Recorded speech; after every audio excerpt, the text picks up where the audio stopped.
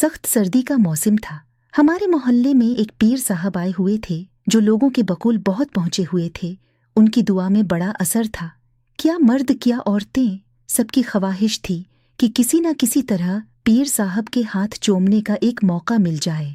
पीर साहब रोज़ाना रात को मोहल्ले के किसी एक घर में क़याम करते और वो घर वाले खुद को खुश किस्मत समझते थे। वहाँ पर उनकी खूब खिदमत सीवा की जाती थी। फिर एक रात हमारे घर वालों को पीर साहब की खिदमत का मौका मिल गया। मेरी वालदा खुशी से फूले नहीं समा रही थी। सारा दिन किचन में खाने बनाती रहीं। शाम होते ही वो हमारे घर पहुंच गए। मेरी वालिदा और वालिद ने मज़ेदार खानों से उनकी तवाज़ा की। फिर पीर साहब ने हाथ उठाकर लंबी दुआ मांगी और मेरी भोली भाली माँ खुशी से निहाल हो गई। रात को अबू ड्यूटी पर चले गए और पीर साहब का बिस्तर पीट के मिलेगा दिया गया। जब सोने का वक्त आया तो पीर साहब ने मेरी एमी से कहा कि सोने से पहले मुझे टांगें दिबवाने की थी। उन्हें मुझे नींद नहीं आती।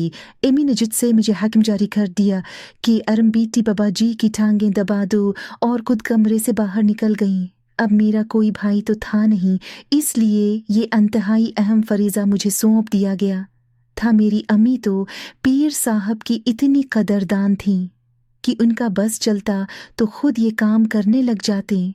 मुझे एक तो पहले ही पीर साहब अच्छे नहीं लगते थे। ऊपर से उनकी टांगें दुबाने वाला काम मेरे गले पड़ गया। चारों नाचार में उनकी चार पाई पर बैठ गई और टांगें दुबाने लग पड़ी।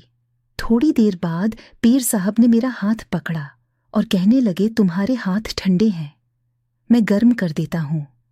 फिर मेरे दोनों हाथ पकड़कर दुबाने लग पड़े।